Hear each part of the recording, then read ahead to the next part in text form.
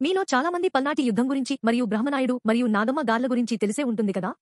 ఇప్పుడు ఆ పల్నాటి యుద్ధానికి దారితీసిన ప్రధాన క్రతువుల పేరున జరిపే ఆరాధనోత్సవాలు వేడుక గురించి తెలుసుకుందాము. రాజ్యకాంక్షతో కౌరవ పాండవులు జరిపిన మహాభారత యుద్ధం తీరున సాగింది పల్నాటి యుద్ధం. మాయా జూదంలో ఓడిన పాండవులు అజ్ఞాతవాసం గడిపారు. ఆ తర్వాత తిరిగొచ్చిన పాండవులు రాజ్యం కోసం రాయభారం నడిపిన సంధి కుదరక యుద్ధం అనివార్యమైంది. పల్నాడు యుద్ధంలోనూ అలాంటి ఘటనలే చోటు చేసుకున్నాయి. ఇద్దరు అన్నదమ్ములు రాజ్యకాంక్షతో జరిగినే పోరే పల్నాటి యుద్ధం. క్రీస్తు శకం 1138లో అనుగురాజు మహాదేవిచర్ల ఇప్పటి పల్నాడు జిల్లా మాచర్లను రాజధానిగా చేసుకుని పాలించాడు. ఆయన మృతితో సవతిపుత్రుల మధ్య విభేదాలు తలెత్తాయి. మాచర్ల, గురజాల రాజ్యాలుగా విడిపోయాయి. మలిదేవాదులు మాచర్లను రాజధానిగా చేసుకుని మంత్రి బ్రహ్మనాయుడు, బ్రహ్మన్న సారథ్యంలో పాలన ప్రారంభించాడు. గురజాలను రాజధానిగా చేసుకుని నాగమ్మ మంత్రిత్వంలో నలగాముడు పాలన చేపట్టాడు. ఇద్దరు ప్రజా సంక్షేమమే పరమావధిగా సంస్కరణలకు బీజాలు వేశారు.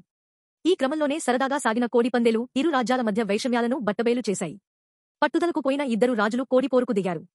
క్రీస్తు శకం 1173లో రాజ్యాలను పందేలుగా పెట్టారు. నాగమ్మ కుయుక్తితో కోడిపందెల్లో గురజాల రాజ్యాన్ని గెలిపించి మాచర్ల రాజైన మలిదేవాదులు ఆయన మంత్రి బ్రహ్మన్న పరివారాన్ని అరణ్యవాసం పంపించారు. ఏడేళ్లు ఏడాదిపాటు అజ్ఞాతవాసం అనంతరం తిరిగి రాజ్యాన్ని కోరేందుకు అలరాజు ద్వారా జరిపిన సంధి విఫలమైంది. దీంతో క్రీస్తు శకం 1181లో పల్నాటి యుద్ధం అనివార్యమైంది. తొలి రోజు పల్నాటి యుద్ధం ప్రారంభం రోజున మేకపోతులను బలిస్తారు. దీన్నే రాచగావుగా పిలుస్తారు. ఈ క్రతువును వీర్ల దేవాలయ ప్రాంగణంలోని కథామండపంలో ఆచారవంతులు, వీరుల వంశీకులు చేస్తారు. రెండో రోజు మలిదేవ, బ్రహ్మన్నల పరివారం అజ్ఞాతవాసాలను ముగించుకుని మాచర్ల రాజ్యాన్ని తిరిగి ఇవ్వాలంటూ గురజాల రాజు నలగాముడి వద్దకు అలరాజును రాయభారం పంపిస్తారు.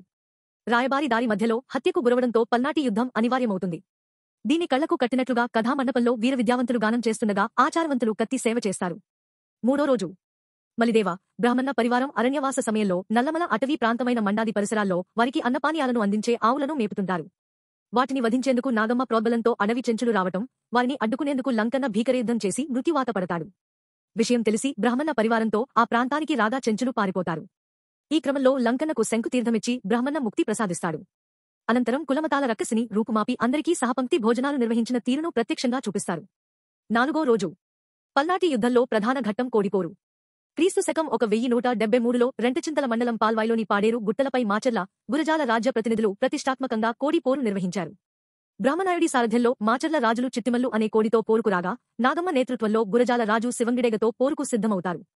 3 దఫాలుగా జరిగిన పోరులో నాగమ్మ కుయుక్తితో శివంగిడేగ గెలుస్తుంది.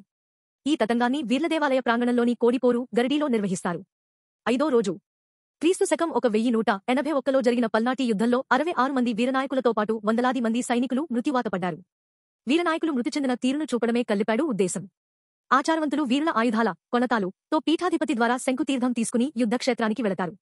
అక్కడి పోతురాజు శిలవద్ద ఉంచిన తంగెడ మండలపై వాలిపోయి యుద్ధంలో మృతి చెందినట్లుగా చూపుతారు. దీంతో ఆరాధనోత్సవాలు ముగుస్తాయి. పల్నాటి యుద్ధంలో అసువులు బాసిన 66 మంది వీరనాయకులను స్మరిస్తూ ఏటా పల్నాడు జిల్లా కారంపూడిలోని వీరుల దేవాలయం పరిసరాల్లో ఆరాధనోత్సవాలు నిర్వహిస్తున్నారు. కార్తీక అమావాస్య నుంచి 5 రోజుల పాటు అనగా నవంబరు 30, 2024 నుంచి డిసెంబరు 4, 2024 వరకు పల్నాటి యుద్ధానికి దారి తీసిన ప్రధాన క్రతువుల పేరున వేడుక జరుపుతారు. ఇది పల్నాటి వీరుల ఆరాధనోత్సవాలు చరిత్ర.